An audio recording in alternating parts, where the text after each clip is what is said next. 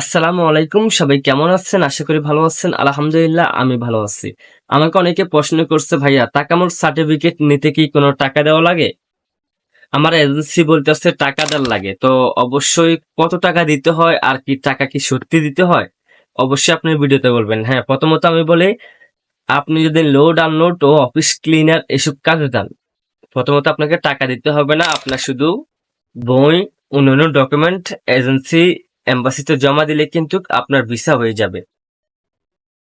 আর প্রথমত এটা, আর দ্বিতীয় হচ্ছে আপনি কোনো টাকা পয়সা দিবেন না, কারণ এম্বাসি কিন্তু টাকা পয়সা এখনো পর্যন্ত চায় নাই। টাকা মোট সার্টিফিকেট ফ্রিতে দিতেছে 3 সপ্তাহের জন্য, কিন্তু আপনাদেরকে একটা মানে ফ্রি টাকা মোট সার্টিফিকেট দিতেছে, যে এখানে আপনাকে কোনো কষ্ট করতে হবে না। শুধু আপনার ডকুমেন্ট, আপনার কাগজপত্র সবকিছু ঠিকঠাক থাকলে আপনি এম্বাসিতে জমা দিলে আপনার কিন্তু ভিসা লেগে যাবে, ভিসা হয়ে যাবে। মনে করেন আপনার মোফা ঠিক আছে, তারপর আপনার মেডিকেল আপডেট আছে, তারপর আপনার পাসপোর্ট ঠিক আছে, সব কাগজপত্র পত্র ঠিক আছে, আপনাকে এম্বাসি ভিসা দিবে।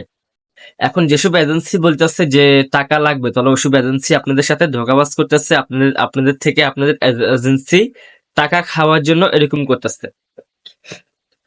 তো অবশ্যই বুঝতে পারছেন, টাকা কিন্তু লাগে না। টাকা মোট সার্টিফিকেট টাকা ছাড়াই এখন পাওয়া যায়।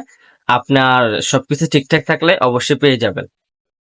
তো অবশ্যই বুঝতে পারছেন, ভিডিওটা ভালো লাগলে শেয়ার করে দিবেন, অন্যকে জানার সুযোগ করে দিবেন। এজেন্সি থেকে দূরে থাকবেন। কিছু কিছু এজেন্সি এখনো ভালো আছে, তাই এখনো পর্যন্ত মানুষের ভিসা হাইতেছে। কিছু কিছু এজেন্সি এখনো পর্যন্ত ভালো আছে, তাই মানুষের ভিসা পায়।